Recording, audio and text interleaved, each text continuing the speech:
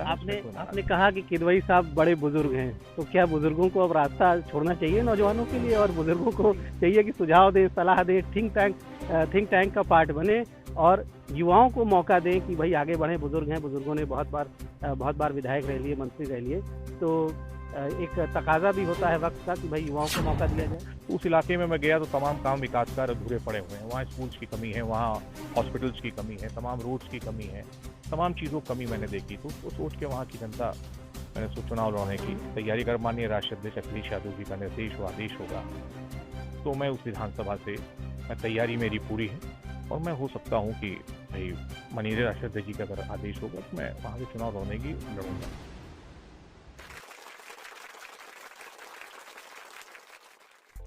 नमस्कार, आप देख रहे हैं द इंडियन ओपिनियन। और आजकल हम लोग राजनीतिक चर्चाएं कर रहे हैं क्योंकि ये वो वक्त है जब उत्तर प्रदेश में विधानसभा चुनाव नज़दीक है और उत्तर प्रदेश की जनता को फैसला करना है कि विधानसभा क्षेत्रों से किसे विधायक बनाना है और उत्तर प्रदेश में किसे मुख्यमंत्री बनाना है। इस बहुत बड़ी आबादी वाले प्रदेश का भाग्य विधाता कौन होगा मुख्यमंत्री के रूप में, जो लोगों की खुशहाली, लोगों के विकास, लोगों की तरक्की के फैसले लेगा, उस फैसले की घड़ी नज़दीक आ रही है। हमारे साथ एक नौजवान मौजूद हैं, समाजवादी पार्टी के लीडर हैं, चौधरी अदनान इनका नाम है। बाराबंकी, लखनऊ और आसपास के जिलों में बहुत से लोग इनको जानते हैं। अखिलेश यादव के नज़दीकी दोस्तों और चाहने वालों में इनकी गिनती होती है और अब ये बाराबंकी की कुर्सी विधानसभा में एज अ कंटेस्टेंट वहाँ पर दौड़ रहे हैं और पिछले कई वर्षों से कुर्सी विधानसभा क्षेत्र में काम कर रहे हैं, लोगों के बीच जाते हैं गाँव-गाँव में। अदनान साहब, सबसे पहले हम चाहेंगे कि आप बताएं लोगों को अपने बारे में, अपनी फैमिली के बारे में और आपके परिवार का, आपका सोशल कंट्रीब्यूशन क्या रहा। देखिए, हम लोग का परिवार हमेशा गरीबों की, वंचितों की हमेशा सेवा करने का, हमारे परिवार ने हमेशा सेवा की। हमारे फादर भी पॉलिटिकल उसमें थे, लेकिन वो कई साल लगातार ग्राम प्रधान भी रहे हमारे फादर, और कई साल उन्होंने लोगों की मदद की और हमेशा हम लोगों ने समाज में नीचे तबके को हमेशा उठाने का काम किया, उनकी मदद करने का काम किया। सुबेहा कस्बा जो है, वहाँ से आपका बताते हैं खानदानी ताल्लुक है आपका, और वहाँ पर एक टाउन एरिया भी है जहाँ लंबे समय से आपके परिवार का प्रभाव है।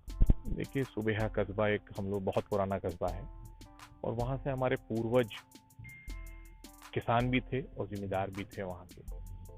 और 2008 में ये नगर, 2002 में जब राजनाथ सिंह चुनाव लड़े थे तो ये नगर पंचायत का दर्जा इसको मिला था, तो वो मुख्यमंत्री थे।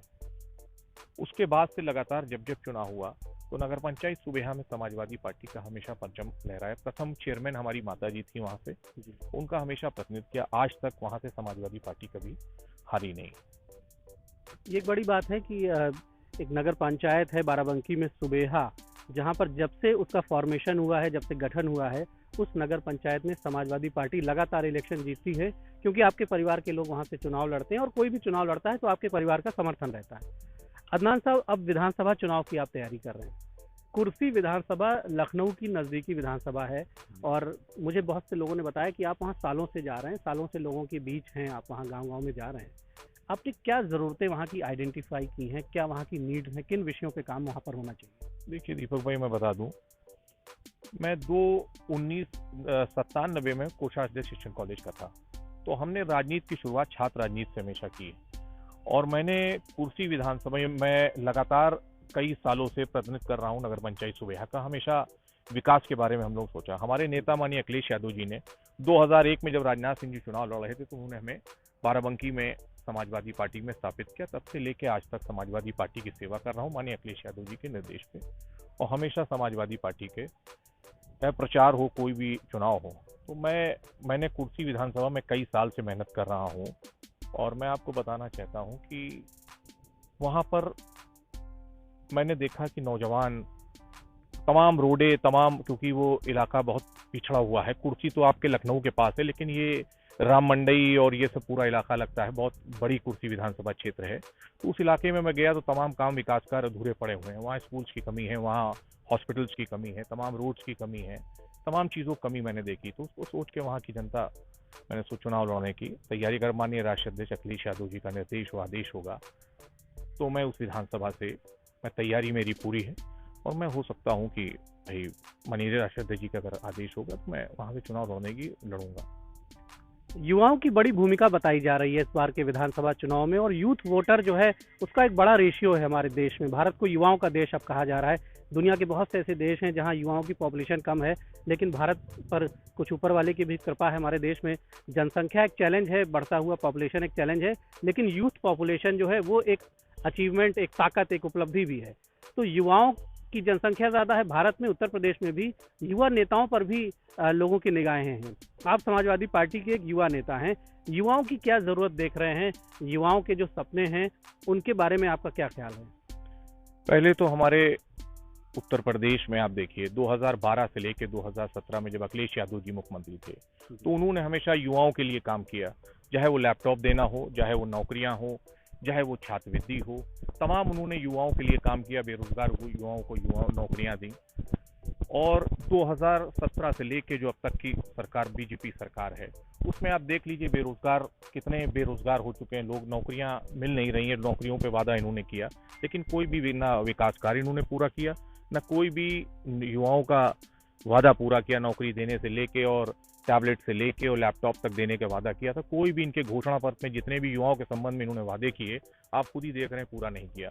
वो गड्ढा मुक्त का वादा किया, इन्होंने नारा दिया मैं गड्ढा मुक्त करूंगा। आप उत्तर प्रदेश में कहीं भी चले आइए, आप बाराबंकी जिले में, आप तो हर विधानसभा में टहल रहे हैं, आज तक गड्ढा मुक्त आपने देखा कहीं भी? रोडे गड्ढे मुक्त, तमाम ऐसी रोड हैं जहाँ पे गड्ढा अभी तक गड्ढे नहीं भर पाए।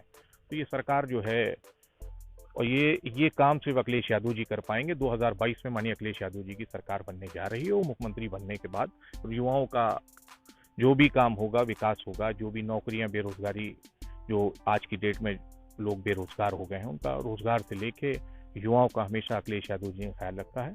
और मुझे उम्मीद है कि नौजवानों पे अब की वो पूरी तरह चुनाव में भी वो नौजवानों को मौका देंगे। जो नौजवान उस लायक हैं, चुनाव लड़ने के लायक हैं और जो क्षेत्र में मेहनत कर रहे हैं, मुझे काफी उम्मीद है कि वो अखिलेश यादव जी उनको चुनाव लड़ाएंगे। नौजवानों को मौका देंगे अखिलेश यादव, ये एक बड़ी बात है। और अखिलेश यादव कई बार आपके घर भी आ चुके हैं। आपके यहाँ मुझे याद है कि हम लोग बाराबंकी में काफ़ी साल पहले आपके यहाँ कोई प्रोग्राम था, एक घर में शादी का कोई कार्यक्रम था, तो वहाँ अखिलेश यादव खुद आए और काफ़ी समय दिया उन्होंने। तो ये तो लोग जानते हैं पूरे प्रदेश के, बाराबंकी के भी, कि आप काफ़ी उनके निकट हैं, लेकिन एक इंडिपेंडेंट ओपिनियन क्या है आपकी, इसलिए नहीं कि आप उनके निकट हैं? देखिए, एक नौजवान के तौर पर आप क्या खूबियां उनके अंदर देखते हैं? यूथ जो है वो किस तरह से उसे फायदा होने वाला है यदि अखिलेश यादव फिर से सीएम बन के आते हैं? देखिए, मैं बता दूं आपको, मैं एज अ कार्यकर्ता हूं और हमारे नेता में यही अच्छाई है कि वो कार्यकर्ताओं के घर जाते हैं। और 2014 में जब चीफ मिनिस्टर थे तो हमारे छोटे भाई की शादी थी, उसमें मैंने उनको इनवाइट किया था, उसमें आए थे और क्षेत्र में तमाम योजनाएं दे गए थे। उन्होंने ब्लॉक दिया था घोषणा में, तमाम रोडें हमारी दी थी, इस पे रोडों पे आज भी काम होके कंप्लीट हो गया। हमारे यहाँ 30 बेड का अस्पताल दिया और स्टेडियम दिया था जो इस सरकार ने जिस पे रोक लगा दी। अस्पताल तो बन के तैयार हो गया लेकिन आपका हमारा जो ब्लॉक था उस पे रोक लग गई और जो स्टेडियम दिया था उस पे रोक लगाया उन्होंने। तो ये अखिलेश जी हमेशा नौजवानों को उन्होंने बढ़ाने का काम किया है और ताकत देने का काम किया है। क्या देख रहे हैं कुर्सी विधानसभा जो है, जो कि बहुत दावेदार हैं? मुझे लग रहा है कि समाजवादी पार्टी में सभी विधानसभाओं में जितने दावेदार सामने आ रहे हैं, टिकट की इच्छा कर रहे हैं, उससे ज़्यादा लोग कुर्सी में दिखाई पड़ रहे हैं। बड़ी संख्या है वहाँ पर आपकी पार्टी के लोग जो वहाँ कंटेस्टेंट हैं या जो टिकट मांग रहे हैं। और पूर्व मंत्री फरीद किदवई एक बड़ा चेहरा है बाराबंकी की सियासत का, बड़े सीनियर पॉलिटिशियन हैं, किदवई खानदान से जुड़े हुए हैं, उनका भी दावा बड़ा मजबूत माना जा रहा है। तो आप एक यूथ हैं और किस तरह से आप अपनी दावेदारी को वहाँ पर देख रहे हैं और क्या उम्मीद है, किस तरह का फैसला लेने वाले हैं पार्टी के सीनियर लीडर्स? अब ये तो राशिद जी तय करेंगे वहाँ पे कौन चुनाव लड़ेगा। और फरीद किदवई साहब की जहाँ तक आप बात कर रहे हैं, वो हमारे बड़े बुजुर्ग हैं, हमारे नेता हैं और जो माननीय राष्ट्रीय अध्यक्ष जी आदेश देंगे उसका हम सब लोग पालन करेंगे और जो साइकिल निशान से चुनाव लड़ेगा उस सबको हम लोग चुनाव लड़ाएंगे। और सब मांगने का अधिकार, और आपने दावेदारी की बात की, दावेदारी का अधिकार सभी का है, कोई भी दावेदारी कर सकता है। आपने कहा कि किदवई साहब बड़े बुजुर्ग हैं, तो क्या बुजुर्गों को अब रास्ता छोड़ना चाहिए नौजवानों के लिए और बुजुर्गों को चाहिए कि सुझाव दें, सलाह दें, थिंक टैंक का पार्ट बने और युवाओं को मौका दें कि भाई आगे बढ़ें? बुजुर्ग हैं, बुजुर्गों ने बहुत बार विधायक रह लिए, मंत्री रह लिए, तो एक तकाजा भी होता है वक्त का कि भाई युवाओं को मौका दिया जाए। देखिए, ये हमारे नेता माननीय अखिलेश यादव जी तय करेंगे कि वो किसको वहाँ पे मौका देंगे। और माननीय मंत्री जी हम लोग के बड़े बुजुर्ग हैं, हमारे नेता हैं और मैं उनका सम्मान करता हूँ। और मांगने का अधिकार टिकट सभी को है, आवेदन करने का अधिकार तभी सभी को है, क्योंकि पार्टी ने आवेदन खोला है इसी वजह से कि हर विधानसभा में कि आप आवेदन कर सकते हैं, और निर्णय लेने का अधिकार हमारे राष्ट्रीय अध्यक्ष अखिलेश यादव जी को। अच्छा, बाराबंकी में एक दौर था जब आप लोगों ने यहाँ की 6 सीटें जीती थी। बड़ा हिस्टोरिकल परफॉर्मेंस था किसी भी पार्टी का, माना जाए तो उस लिमिट तक, उस ऊंचाई तक कोई पहुंच नहीं पाया था। 6 की 6 सीटें समाजवादी पार्टी जीत गई थी, लेकिन उसके बाद जो इलेक्शंस हुए, जिस तरह के परिणाम सामने आए, बहुमत यहाँ बाराबंकी में और पूरे उत्तर प्रदेश में प्रचंड बहुमत जनता ने बीजेपी को दे दिया। कुछ वीकनेस रह गई होंगी, परफॉर्मेंस में कोई कमी रह गई होगी, क्या उन विषयों पर फोकस किया है कि कहाँ पे सुधार होना चाहिए? देखिए दीपक भाई, मैं आपको बताना चाहता हूँ कि 2017 के चुनाव में आप अगर वोट ऑफ परसेंटेज देख लें तो हम लोग सारे विधानसभाओं में जो 2012 में वोट मिला था उससे आगे हम लोग पहुंचे। लेकिन बीजेपी के लोगों ने झूठ बोल के, धर्म में और जात में लोगों को बांट के, इन्होंने गलत प्रचार करके चुनाव बहुमत में तो आ गए, लेकिन ये जो है कोई विकास कार्य आज तक इन्होंने कराया नहीं। और देखिएगा 2022 में जनता उठा के इनको सत्ता से बाहर कर देगी, क्योंकि जो इन्होंने झूठे वादे किए थे वो उन्होंने पूरे नहीं किए। हमेशा इन्होंने झूठ बोल के, लोगों को गुमराह करके, जात में लड़ा के और धर्म के नाम पे ये सरकार में तो आ गए हैं, लेकिन इन्होंने कोई भी विकास कार्य जो वादे किए, इन्होंने इनका जो घोषणा पत्र में वादे थे, इन्होंने पूरे नहीं किए। अच्छा, अदनान साहब, आपको अगर टिकट मिलता है, ये एमएलए बनने का मौका मिलता है, तो आप उत्तर प्रदेश के लोगों से, खास तौर पर उस एरिया में, जिस एरिया में आप तैयारी कर रहे हैं, मेहनत कर रहे हैं, उस क्षेत्र के लोगों से क्या कहेंगे? एक विधायक के रूप में उनके कौन कौन से सपने आप पूरा करेंगे? और अक्सर ये कहा जाता है नेताओं के बारे में कि जब जनता की ज़रूरत होती है, वोटों की ज़रूरत होती है, तो लीडर्स खूब दौड़ लगाते हैं, हाथ पैर जोड़ते हैं, और उसके बाद जब वही लोग, वही वर्कर्स जब वीआईपी बन जाते हैं, माननीय बन जाते हैं, तो ज़्यादातर लोग जो हैं उनका व्यवहार बदल जाता है, अपनी तरक्की पे ज़्यादा ध्यान हो जाता है और पब्लिक की तरक्की, जनता की, गरीबों की तरक्की की बातें वो भूल जाते हैं। देखिए दीपक भाई, मैं आपको बता दूं, आप हमारी नगर पंचायत सुबह चले जाइए, वहाँ पे गरीब विकास, जहाँ तक गरीब लोगों की कॉलोनी, जिनके पास आवास नहीं दिया था, उनको मैंने आवास दिलाने का काम किया। जो रोडें बची हुई थी उनको रोडों बनाने का मैंने काम किया। मैंने तमाम विकास कार्य नगर पंचायत सुबह में कराया है। तो मैं राजनीति में मैं शुरुआत नया पॉलिटिक्स नहीं शुरू की है, और मैं कुर्सी विधानसभा की जनता के लिए सबसे पहले जितनी भी रोडें हैं,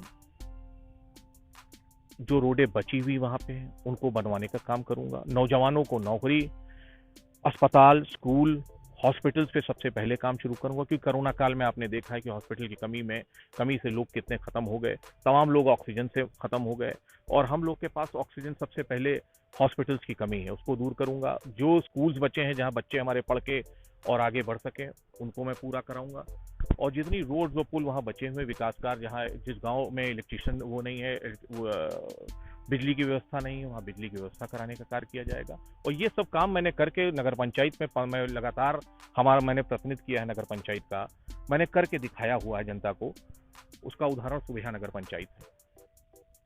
अदनान साहब, कुछ बातें कई बार कही जाती हैं कि आज राजनीति में अवसरवाद बहुत ज़्यादा है, लोग अपॉर्चुनिस्ट होते जा रहे हैं, अपना फ़ायदा देखते हैं। कई लीडर से हम लोग बात करते हैं, कुछ नेता ऐसे हैं कि जो उन्हें मौका नहीं मिलता, कहीं और फ़ायदा मिलता, उस दल में चले जाते हैं, अपनी निष्ठाएं बदल देते हैं। आप क्या मानते हैं, पॉलिटिक्स में राजनीति की परिभाषा आपकी नज़र में क्या है? राजनीति किस लिए की जाती है? राजनीति में अगर कोई नौजवान आता है तो उसे किन मूल्यों पर आगे बढ़ना चाहिए? सिद्धांत क्या होने चाहिए राजनीति के? देखिए, राजनीति का सबसे पहला सिद्धांत है समाज सेवा और अपने नेता के प्रति लॉयल्टी। तो हमारा मानना यह है कि जो लोग अवसरवादी हैं, जिन लोग दल बदला करते हैं, उनकी समाज में भी इज्जत नहीं रहती और नेता के सामने भी इज्जत नहीं रहती। तो हमने राजनीति की शुरुआत माननीय अखिलेश यादव जी के नेतृत्व में, उनको नेता मानते हुए की है, माननीय मुलायम सिंह यादव जी के नेतृत्व में की है। तो मेरा शुरू से लेके मेरा 20 साल, करीब 22 साल मुझको राजनीति में हो चुका है। मैं समाजवादी पार्टी 2001 से लेके अब तक मैं बाराबंकी में एक्टिव हूँ, और मेरा सोचना ये है कि जब तक समाजवादी पार्टी मैं एज अ कार्यकर्ता मैं कार्य करता रहूँगा। और मेरा सोचना ये है कि अगर मुझको विधानसभा का टिकट मिलता है तब भी, और नहीं मिलता है तब भी मैं कार्यकर्ता के रूप में माननीय अखिलेश यादव जी के नेतृत्व में हमेशा आजीवन काम करता रहूंगा जब तक मैं जीवित हूँ। तो एक संकल्प भी इन्होंने दोहराया है, कमिटमेंट अपना इन्होंने दोहराया है, कहा है कि अखिलेश यादव के नेतृत्व में तब तक काम करते रहेंगे जब तक जिंदगी है। एक बड़ी बात इन्होंने कही है। और पार्टी टिकट दे या ना दे वो तो पार्टी का डिसीजन है, लेकिन पार्टी के एक सिपाही के रूप में ये लगे रहेंगे, कोशिश करते रहेंगे। एक अच्छी बात इन्होंने कही है कि राजनीति का जो उद्देश्य है वो समाज की सेवा है। राजनीति का उद्देश्य देश की सेवा, समाज की सेवा होना चाहिए। राजनीति में इसलिए नहीं आया जाता है कि सिर्फ अपनी दौलत, अपनी शोहरत का ख्याल किया जाए।